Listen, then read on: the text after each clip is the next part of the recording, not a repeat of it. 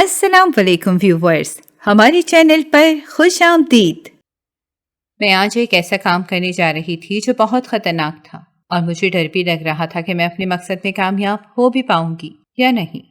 अगर किसी को पता चल जाता, खास तौर पर मेरे भाई को, तो मेरा प्लान फेल भी हो सकता था। मैं किसी सूरत भी नहीं चाहती थी कि मेरे भाई को मेरे इस प्लान के बारे में कुछ भी पता चले। प्लान पर अमल करने का वक्त आ गया था, लेकिन मैं बहुत घबरा रही थी, हिचकिचा रही थी।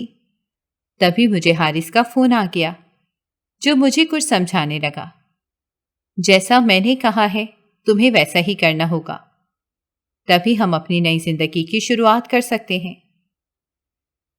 हारिस की बात भी ठीक थी। मैं इसकी बातों से इत्तेफाक करती थी कि अगर मुझे उसके साथ अपनी जिंदगी की शुरुआत करनी थी तो मुझे पहले अपने भाई को धोखा देना पड़ेगा। उस भाई को जिसके साथ मैंने जिंदगी के इतने बरस गुजार दिए। मेरा दिल बिल्कुल भी नहीं चाह रहा था, लेकिन मैं भी मजबूर थी अपनी मोहब्बत के आगे। मैंने भाई के खाने में बेहोशी की दवा मिला दी और खाना लेकर उसके कमरे में चली आई। वो फोन पर मसरूफ था। मुझे देखकर मुस्कुराकर कहने लगा कि अब बस जिसके साथ तुम्हारी शादी तय कर दी है, तुम्हें पता है ना कि तुम्हें क्या करना है। मैंने कह दिया, हाँ मुझे अच्छे से पता है कि मुझे क्या करना है। भाई जैसे तुम कहोगे वैसा ही होगा।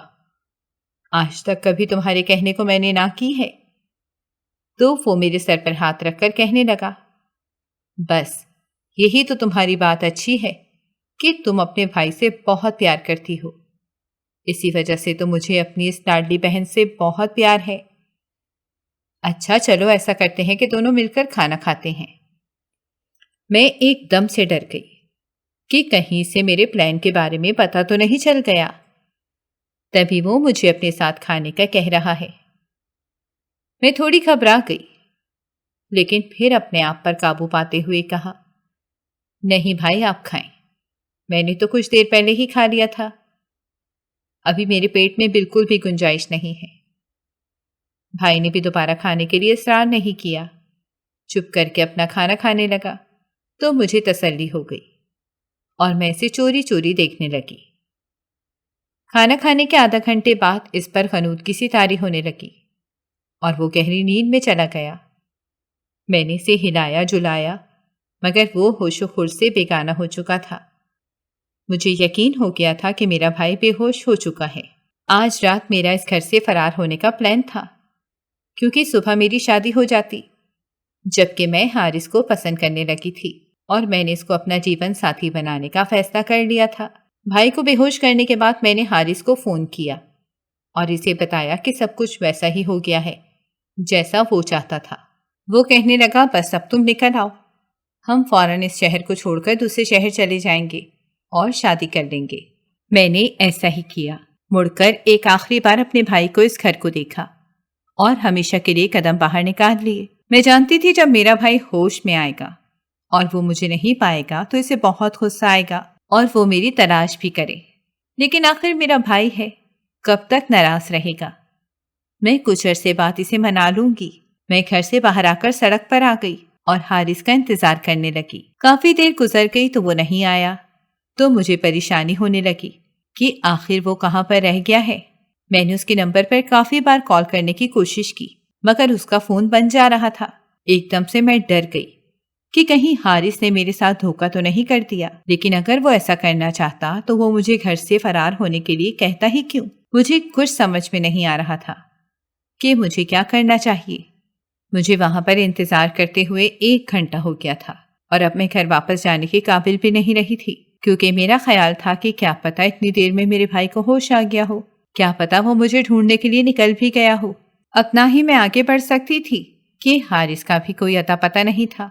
आखिर थोड़ी देर सोच विचार के बाद मैंने फैसला किया कि मुझे अब घर ही चले जाना चाहिए। मैं अपने भाई के पैरों में गिरकर इससे माफी मांग लूंगी। मैं अपने घर आ गई, मगर जब घर के दरवाजे के आगे पहुंची तो देखा कि वहां पर तो ताला लगा हुआ था। शायद मेरा भाई होश में आ गया था और वो मुझे ढूंढने निकल खड़ा हो गया होगा।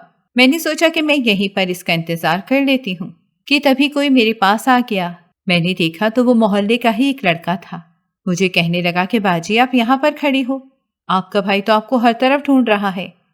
کسی نے آپ کے بھائی کو بتا دیا تھا کہ آپ بیگ لے کر گھر سے بھاگ گئی ہیں، تو وہ آپ کو ڈھونڈنے نکلا ہے۔ وہ بہت غصے میں تھا، قسم کھا رہا تھا کہ جہاں بھی آپ کو دیکھے گا آپ کو جان سے مار دے گا۔ آپ کی جان کو خطرہ ہے، آپ یہاں سے چلی جاؤ۔ یہ سن کر میری تو جیسے جان ہی نکل گئی۔ میں نے کبھی سوچا بھی نہیں تھا کہ زندگی مجھے اس موڑ پر بھی لا کر کھڑا کرے گی، کہ وہ بھائی جس کے لیے میں نے اتنا کچھ کیا، وہ میری ایک چھوٹی سی غلطی کے بدلے میری جان کے در پہ ہو گیا ہے۔ ایک طرف اپنے بھائی کی فکر تھی اور دوسری طرف مجھے حارث کی پرواہ تھی۔ مجھے اس پر یقین تھا کہ وہ میرے ساتھ کچھ برا نہیں کر سکتا، ضرور اسے کچھ نہ کچھ حادثہ پیش آ گیا ہوگا یا کچھ اور ہوا ہوگا، لیکن میرے بھائی کو تو ایسا نہیں کرنا چاہیے۔ آخر وہ میری اس چھوٹی سی غلطی کو معاف کیوں نہ کر سکا اور مجھے مارنے کے لیے کیوں نکل کھڑا ہوا؟ میں نے اس بھائی کے لیے کیا کیا نہیں کیا۔ میں غریب گھرانے میں پیدا ہوئی تھی۔ مجھ سے 7 سال میرا بڑا بھائی عاقل میرے ماں باپ کی آنکھوں کا تارا تھا۔ وہ ان کی شادی کے 10 سال بعد پیدا ہوا تھا، اسی لیے انہوں نے اسے بہت لاڈ پیار سے پالا تھا، اس کی ہر خواہش پوری کی تھی، اور اس لاڈ پیار نے میرے بھائی کو کسی حد تک سست اور کاہل بنا دیا تھا، یہاں تک کہ وہ جوانی کی حدود کو پہنچ گیا۔ مگر میرے باپ نے اسے کسی بھی کام پر نہیں لگایا، بلکہ اسے گھر بیٹھا کر کھلاتا رہا۔ سب لوگ میرے ماں باپ کو کہتے کہ اب تم لوگوں کا بیٹا جوان ہو گیا ہے، اسے کہو کہ وہ کام کرے اور تم لوگوں کو کھلائے پلائے۔ مگر وہ میرے ماں باپ کے لیے وہ ابھی بھی کم عمر بیٹا ہی تھا، جس کے پاؤں وہ زمین پر نہیں لگنے دیتے تھے۔ وہ ایسا مشورہ دینے والوں کو جھاڑ پلا دیتے کہ تم کون ہوتے ہو ہمارے گھر کے معاملے میں بولنے والے۔ میں اپنے بھائی سے کافی چھوٹی تھی، اس لیے میرا اس کے ساتھ ویسا تعلق نہیں بن پایا جیسا بہن بھائیوں کا ہوتا ہے، جن میں پیار اور محبت اور بے تکلفی ہوتی ہے، جبکہ ہمارا رشتہ تو ڈر اور خوف کا تھا۔ میرا بھائی مجھ پر شروع سے ہی بہت حکم جماتا تھا، اپنے سارے کام مجھ سے کرواتا تھا، اور اگر میں کبھی منع کرتی تھی تو میری ماں مجھے ڈانٹتی اور مارتی کہ میں اپنے بھائی کے کام کیوں نہیں آئی۔ میری زندگی کا جیسے مقصد ہی یہی تھا کہ صرف اپنے بھائی کے آگے پیچھے پھرنا اور اس کی ہر خواہش پوری کرنا، اور وہ بھی ایسا بن گیا کہ وہ اپنا ہر کام ہی میرے ذمہ ڈال دیتا۔ اکثر ایسا ہوتا ہے کہ غلطی اس کی ہوتی، لیکن ڈانٹ اماں مجھے دیتی۔ میں نے بھی رفتہ رفتہ اس ساری صورتحال سے سمجھوتا کر لیا اور مان لیا کہ میری زندگی پر میرے ماں باپ سے زیادہ میرے بھائی کا ہی حق ہے۔ وہ جیسا کہے گا مجھے ویسے ہی رہنا ہے۔ مجھے تو لگا تھا کہ سب کچھ شاید ایسے ہی چلتا رہے گا، ساری زندگی ایسے ہی ہوگا، لیکن پھر ایک بڑے حادثے نے ہماری زندگی کا دھارا ہی بدل کر رکھ دیا۔ ہوا کچھ یوں کہ پہلے میرے ماں باپ اچانک حادثاتی طور پر وفات پا گئے، اور پھر اس کے چند ہی ماہ بعد اماں کو بھی ہارٹ اٹیک ہوا اور وہ بھی اس دنیا کو چھوڑ کر چلی گئیں۔ یہ دونوں حادثے ایک دم سے ہوئے تھے، اور جب تک میں سوچتی اور سمجھتی میری تو دنیا اجڑ کر رہ گئی تھی۔ اب صرف بھائی ہی تھا جس کے دم پر میں زندہ تھی۔ اماں ابا کے جانے کے بعد ہمیں بہت مشکل کا سامنا کرنا پڑ رہا تھا، کیونکہ میرے بھائی کو تو کام کرنے کی عادت ہی نہیں تھی، اس نے ہمیشہ بیٹھ کر کھایا تھا، اور میرے ماں باپ کی بھی کون سی بہت ساری دولت اور جائیداد تھی جو وہ چھوڑ کر گئے تھے۔ وہ کام کرتے تھے تو ہم کھاتے تھے، اب وہ نہیں تھے تو ہمارا کھانا پینا بھی محال ہو گیا تھا۔ ایسے میں کچھ سمجھ میں نہیں آ رہا تھا کہ ہم کیا کریں۔ میرا بھائی باہر جاتا کہ کوئی کام تلاش کرے، لیکن چونکہ اس سے کام کرنے کی عادت ہی نہیں تھی تو اس سے کام ہوتا بھی نہیں تھا، اور نہ ہی لوگ اسے رکھتے، کہ سب کو تو اس کی عادت کے بارے میں معلوم تھا۔ گھر میں فاقے بڑھنے لگے تو وہ کہنے لگا کہ اب ہمارے پاس صرف ایک ہی حل ہے کہ ہم تمہاری شادی کسی امیر سے خاندان میں کر دیں۔ میں بھی وقتی طور پر بہت خوش ہو گئی کہ چلو میری شادی ہو جائے گی تو میں اپنی زندگی کا آغاز کروں گی، اپنے گھر میں خوش رہوں گی اور اپنے بھائی کی بھی مدد کر دیا کروں گی۔ میں نے بہت سارے سپنے سجا لیے تھے، جیسا کہ عموماً لڑکیاں سجاتی ہیں۔ میری عمر تب تک 17 سال تھی۔ کچھ دنوں بعد میرا بھائی آ کر مجھ سے کہنے لگا کہ میں نے تمہارے لیے بہت اچھا رشتہ تلاش کیا ہے۔ لڑکی کی عمر تقریباً 40 برس کے قریب ہے، اس کی یہ تیسری شادی ہے، اس کی پہلی 2 طلاقیں ہو چکی ہیں، بچے اس کے بڑے ہیں تو فکر والی کوئی بات نہیں۔ میں نے بہت حیران ہو کر اپنے بھائی کی طرف دیکھا اور کہا، یہ آپ کیا کہہ رہے ہیں؟ میں ایک 40 سالہ شادی شدہ آدمی کے ساتھ شادی کروں گی کیا؟ تو میرا بھائی ہنستے ہوئے کہنے لگا، ارے تم پاگل ہو گئی ہو کیا؟ میں نے کب کہا کہ تمہاری شادی ہوگی؟ تمہیں بس ایسا کرنا ہے کہ اس کے گھر جانا ہے۔ جیسے ہی وہ کمرے میں آئے گا تو تھوڑی دیر کے بعد ہی تم شور مچا دینا۔ سب لوگ اکٹھے ہو جائیں گے تو اسے دھمکی دینا کہ وہ تمہیں طلاق دے دے۔ اگر وہ تمہاری بات نہ مانے تو اسے کہنا کہ میں تم پر جھوٹا الزام لگا دوں گی کہ تم ایک نامرد ہو۔ میں نے کچھ شخص سے اپنے بھائی کو دیکھا تھا اور پوچھا کہ یہ کیا بات ہوئی کہ اگر وہ نامرد ہے تو اب میری سے شادی ہی کیوں کروا رہے ہیں، اور اگر کروا ہی رہے ہیں تو پھر طلاق کیوں؟ تو وہ کہنے لگا کہ تم نہیں سمجھو گی، میں تمہیں سمجھاتا ہوں۔ ہم یہ شادی صرف پیسے کے لیے کر رہے ہیں۔ تم اس پر کوئی بھی جھوٹا الزام لگا دینا اور اسے طلاق کا مطالبہ کرنا۔ جب وہ تمہیں طلاق اور حق مہر کی رقم دے دے تو بس تم کو گھر چھوڑ کر یہاں میرے پاس چلے آنا۔ میں پہلے ہی سامان تیار کر رکھوں گا اور ہم فوراً کسی دوسرے شہر نکل جائیں گے۔ میں نے اپنے بھائی کو کہا کہ حق مہر کی رقم تو صرف چند ہزار ہی ہوتی ہے، ہمارا اس سے کیا ہوگا؟ تو بھائی ہنستے ہوئے کہنے لگا کہ میں نے بہت امیر آدمی تلاش کیا ہے، کم سے کم بھی حق مہر کی رقم 5 لاکھ ہوگی۔ اس کے علاوہ بھی اگر تم ہوشیاری دکھاؤ تو اور پیسے بھی وہاں سے ہتھیا سکتی ہو۔ میں یہ کام کرنا تو نہیں چاہتی تھی، لیکن میں نے بتایا نا کہ اپنے بھائی کو منع نہیں کر سکتی تھی۔ اس کا مجھ پر ایک روب اور دبدبا تھا اور مجھے وہی کرنا تھا جیسا اس نے کہا، تو میں نے ویسا ہی کیا۔ اندر سے میرا دل بہت ڈر رہا تھا۔ جیسے ہی میرا شوہر کمرے میں آیا تو میں نے ایک دم سے اسے طلاق کا مطالبہ کر دیا۔ وہ بیچارہ حیران رہ گیا۔ تو میں نے اسے کہا کہ تم مجھے طلاق دو، میرا حق مہر بھی دو، مجھے تمہارے ساتھ نہیں رہنا۔ یہ شادی زبردستی ہوئی ہے، اگر طلاق نہیں دو گے تو میں تمہیں بدنام کر دوں گی۔ وہ بیچارہ شریف آدمی تھا، اس نے مجھے طلاق دے دی، میرا حق مہر بھی میرے حوالے کر دیا، اور یوں ہمارا پہلا فراڈ کامیابی سے ہو گیا۔ اگلی صبح ہی ہم وہ شہر چھوڑ کر دوسرے شہر چلے، اور پھر تو یہ سلسلہ دراز ہی ہوتا چلا گیا۔ ہر کچھ عرصے کے بعد میرا بھائی ایک نیا شکار ڈھونڈ لیتا اور ہم پھر سے یہ سارا عمل دہراتے۔ کبھی مجھے مشکل بھی پیش آتی تھی کیونکہ سب لوگ ایک جیسے نہیں ہوتے، لیکن میرا بھائی ہمیشہ ہی کوشش کرتا تھا کہ وہ کسی امیر لیکن انتہائی شریف فیملی کا انتخاب کرے جو اپنی عزت کے ڈر سے خاموش ہو جاتے تھے۔ جو پیسے ہمیں ملتے تھے ہم دونوں بہن بھائی اس سے گزارا کرتے تھے، اور جب وہ پیسے ختم ہونے کے قریب ہوتے تو ہم ایک نئے شکار کو ڈھونڈنے نکل پڑتے تھے۔ مجھے کبھی کبھار خود پر بہت غصہ آتا تھا کہ میں کیوں لوگوں کو دھوکہ دے رہی ہوں، مجھے اس طرح نہیں کرنا چاہیے، لیکن جب بھی اپنے بھائی کے سامنے بات کرنے لگتی تو میری زبان پر جیسے تالے پڑ جاتے، کیونکہ ایک دو بار جب میں نے اسے بات کی تھی تو اس نے مجھے غصے سے ڈانٹ دیا تھا اور مجھے کہا تھا کہ جب تک ہم امیر نہیں ہو جاتے ہمیں یہی کرنا ہوگا۔ تقریباً 5 سال ہو گئے تھے یہ کام کرتے ہوئے۔ اب میں تھکنے لگی تھی۔ اب میرا دل چاہتا تھا کہ میں سچ مچ کی شادی کروں، اپنا گھر بساؤں اور اپنی ایک نئی زندگی کا آغاز کروں، اس دنیا کو ہمیشہ کے لیے پیچھے چھوڑ دوں۔ اور تبھی میری ملاقات حارث سے ہوئی تھی۔ میرے بھائی نے اصل میں میری ایک بار پھر سے شادی طے کر دی تھی۔ اس کا کہنا تھا کہ اب کی بار فیملی انتہائی شریف اور امیر ہے تو حق مہر بھی ہم اسی لحاظ سے رکھیں گے، لیکن مجھے اس لڑکے کا دوست حارث پسند آ گیا تھا اور اس کی نظروں سے بھی مجھے یہی محسوس ہوا کہ شاید اس سے بھی میں پسند آ گئی ہوں۔ آہستہ آہستہ ہماری بات چیت شروع ہوئی اور یہاں تک بڑھ گئی کہ ہم نے ساتھ جینے مرنے کی قسمیں کھائیں، اور حارث نے وعدہ کیا کہ وہ مجھ سے شادی کرے گا۔ اسی لیے اپنی شادی سے ایک رات پہلے میں اپنے بھائی کے کھانے میں نیند کی دوا ملا کر حارث کی خاطر گھر سے نکل گئی، مگر وہاں جا کر تو سب الٹا ہو گیا۔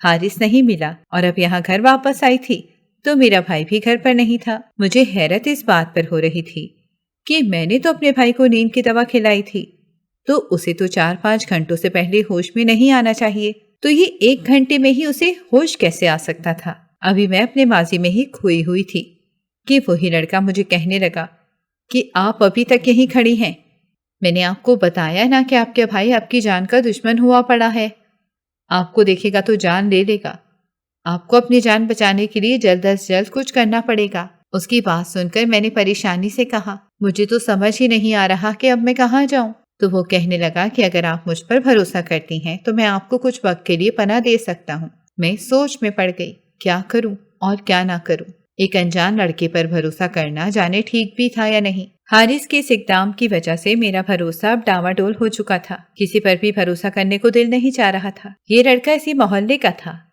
اور میں نے اسے پہلے کئی بار دیکھا بھی تھا، لیکن میری سے کبھی براہ راست بات تو نہیں ہوئی تھی۔ میں نہیں جانتی تھی کہ وہ کس قسم کا لڑکا ہے، لیکن پھر مجھے اس کے ساتھ جانا پڑا کیونکہ آدھی رات کے وقت میں اور کہیں بھی نہیں جا سکتی تھی۔ میں اس لڑکی کے ساتھ اس کے گھر چلی گئی جو ہماری ہی گلی کے نکڑ پر واقع تھا۔ مجھے بار بار حارث کا اور اپنے بھائی کا خیال آ رہا تھا کہ جانے دونوں کس حال میں تھے اور مجھے اب کیا کرنا چاہیے۔ وہ رات میں نے اسی گھر میں ڈرتے ہوئے گزار دی۔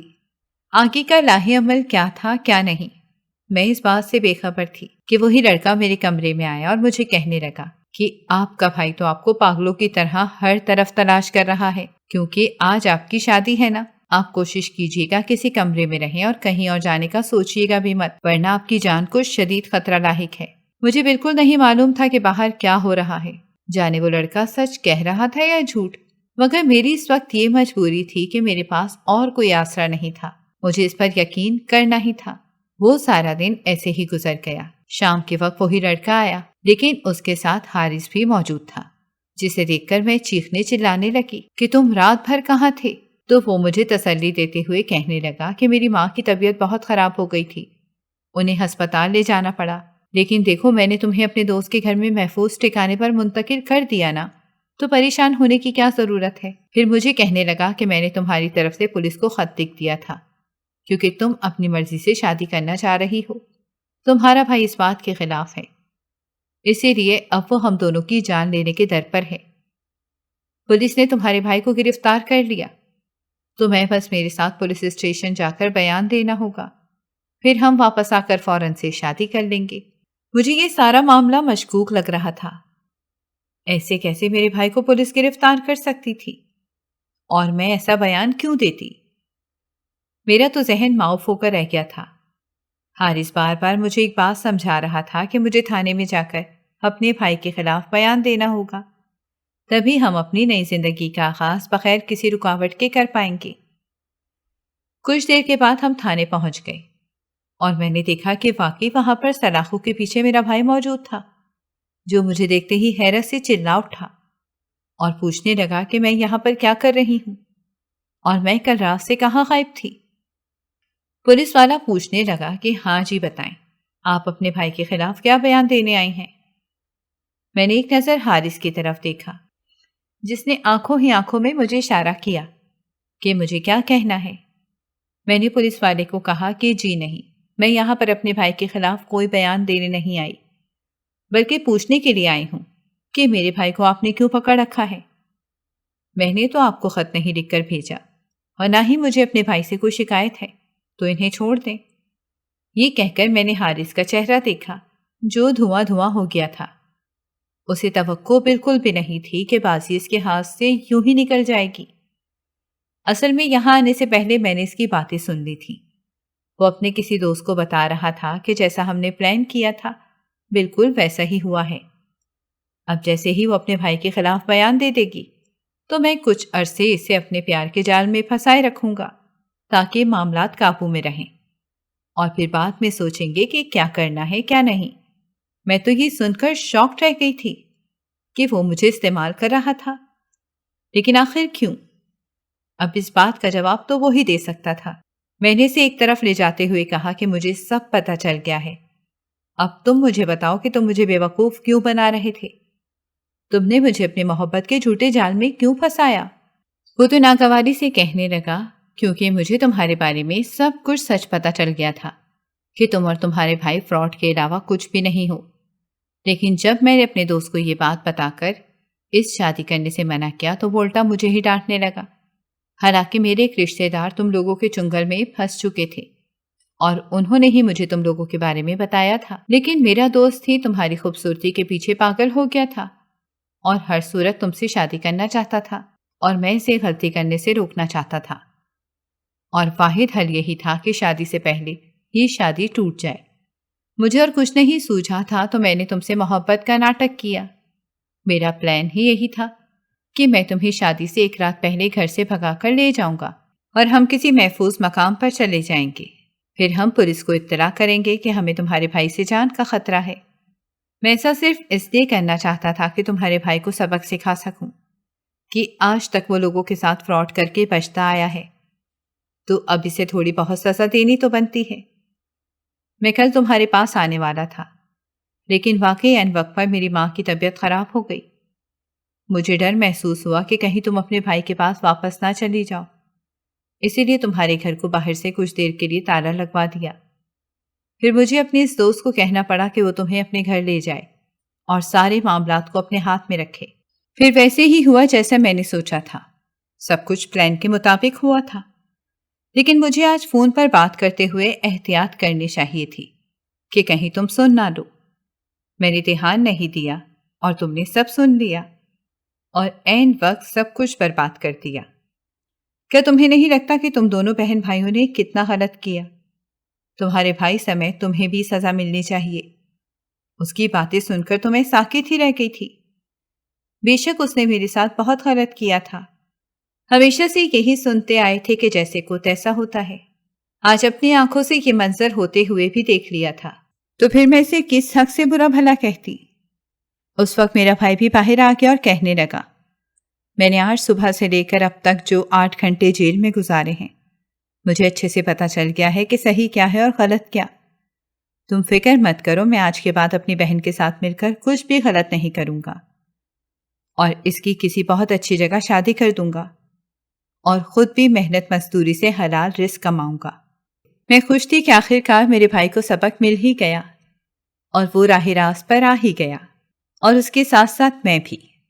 حارث نے مجھے دیکھتے ہوئے کہا کہ اگر تم دونوں بہن بھائی سدھر گئے ہو تو میں وعدہ کرتا ہوں کہ تمہیں اپنی زندگی میں شامل کر لوں گا، اور میں خوش ہو گئی کہ عنقریب سب بہت اچھا ہو جائے گا۔ میں نے اپنے بھائی سے بھی وعدہ لیا کہ اب ہم دونوں شرافت کی زندگی بسر کریں گے۔ اگر آپ کو ہماری کہانیاں پسند آ رہی ہیں تو ہماری چینل کو سبسکرائب کریں اور بیل آئیکن کو پریس کرنا مت بھولیے گا تاکہ ہماری ہر کہانی آپ تک بر وقت پہنچے، اور کامنٹ باکس میں اپنی رائے کا اظہار کرنا مت بھولیے گا۔